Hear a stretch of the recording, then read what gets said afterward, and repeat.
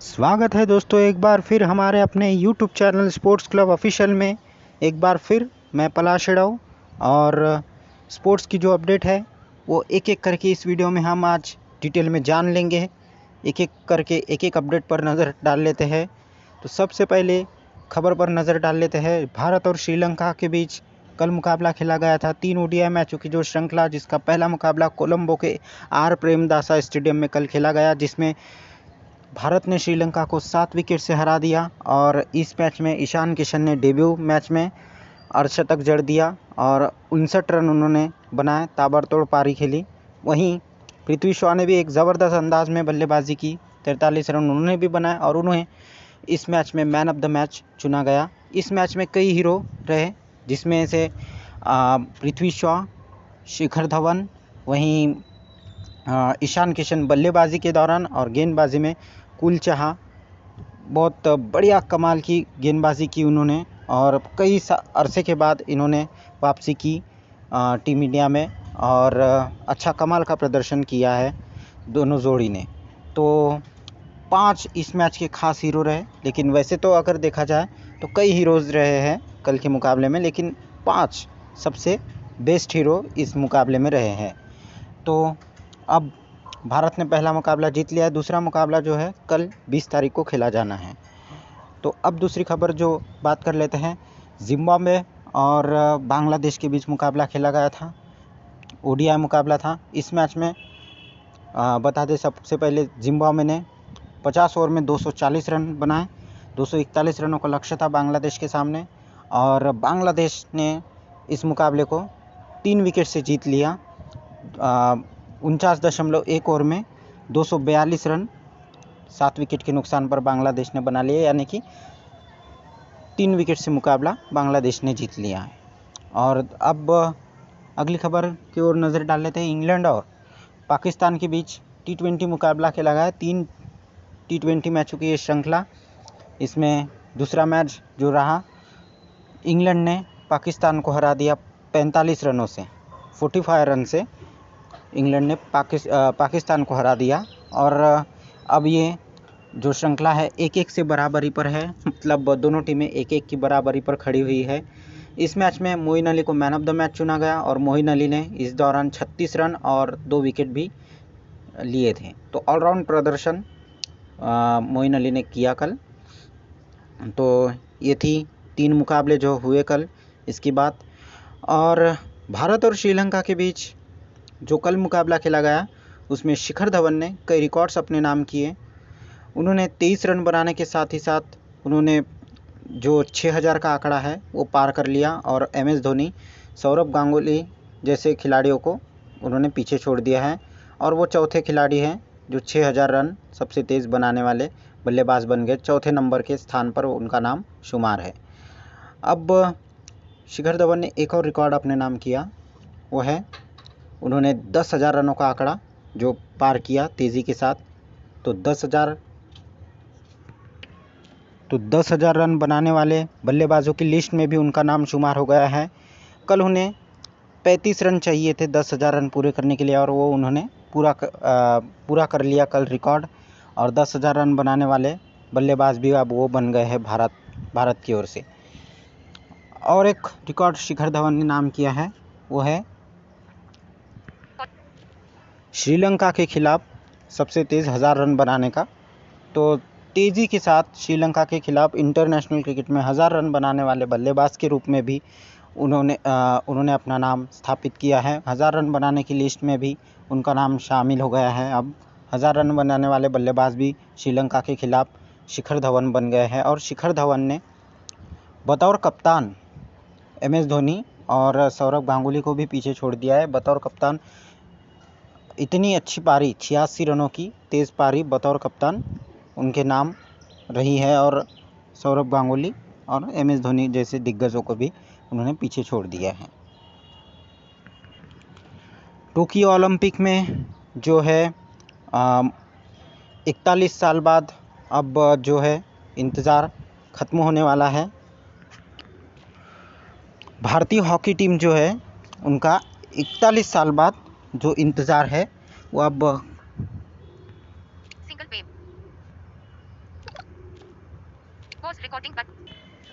ख़त्म होता हुआ दिखाई दे रहा है, क्योंकि भारतीय हॉकी टीम जो है वो इंतज़ार कर रही थी और टोक्यो ओलंपिक में अभी वो इंतज़ार ख़त्म होता हुआ दिखाई दे रहा है। और बता दें, मनप्रीत सिंह पर नज़र होगी, क्योंकि भारतीय हॉकी टीम की तरफ से मनप्रीत सिंह 2017 से कप्तान बने हुए हैं। कप्तानी की जिम्मेदारी उनके कंधों पर थी। अनुभवी मनप्रीत सिंह पर नज़र है, सभी की निगाहें मनप्रीत सिंह पर टिकी हुई है टोक्यो ओलंपिक के दौरान भारतीय हॉकी टीम पर। और उन्होंने जब से कप्तानी संभाली है, कप्तानी की जिम्मेदारी अपने कंधों पर ली है, तब से पीछे पलट कर उन्होंने बिल्कुल नहीं देखा है और कमाल का प्रदर्शन उन्होंने किया है। गोल्ड मेडल भी उनके कप्तानी में भारतीय टीम ने जीता हुआ है। अब बात कर लेते हैं अगली खबर की ओर। अगली खबर जो है वो है आईपीएल को लेकर। आईपीएल को लेकर पाकिस्तान ने जो आईपीएल को रोकने का, यानी आईपीएल में रोड़ा अड़काने का काम कर दिया है। आईपीएल की राह में उन्होंने जो है अपना प्लान शुरू कर दिया है पाकिस्तान ने कि आईपीएल में न्यूजीलैंड के खिलाड़ी ना जाए और ना खेले। इसके लिए उन्होंने एक ऐसा प्लान बनाया जो कि थोड़ा सा अटपटा सा लग रहा है। वो क्या है प्लान, बताते हैं हम आपको। उन्होंने भारत और पाकिस्तान और न्यूजीलैंड के बीच जो 3 ओडी मैच और 3 टी20 मैच खेले जाने हैं सितंबर महीने में। और सितंबर महीने में ही 19 सितंबर से वीवो आईपीएल 2021 का काउंटडाउन शुरू होगा, यानी 2021 वीवो आईपीएल 2021 पार्ट 2 का काउंटडाउन शुरू होगा। लेकिन इस बीच पाकिस्तान क्रिकेट बोर्ड ने आग्रह किया है न्यूजीलैंड क्रिकेट बोर्ड को कि भाई न्यूजीलैंड हमारे साथ और 2 मैचेस खेले पाकिस्तान में आकर न्यूजीलैंड हमारे साथ और 2 मैच खेले। हालांकि पहले 3 ओडी और 3 टी20 मैच तो खेले जाने हैं, ये तो तय है, लेकिन आगे और 2 मैच खेले। और इससे होगा ये, अगर न्यूजीलैंड क्रिकेट बोर्ड ये पीसीबी की बात मान लेता है न्यूजीलैंड क्रिकेट बोर्ड, तो भाई न्यूजीलैंड के बड़े बड़े स्टार जो है वो आईपीएल में नहीं दिखाई देंगे। तो अब देखना होगा न्यूजीलैंड क्रिकेट बोर्ड क्या पीसीबी की बात मानता है या नहीं। अगर मानता है तो आईपीएल में थोड़ा सा झटका होगा और आईपीएल में रोड़ा डालने का काम पाकिस्तान कर रहा है, इससे ये साबित होता है।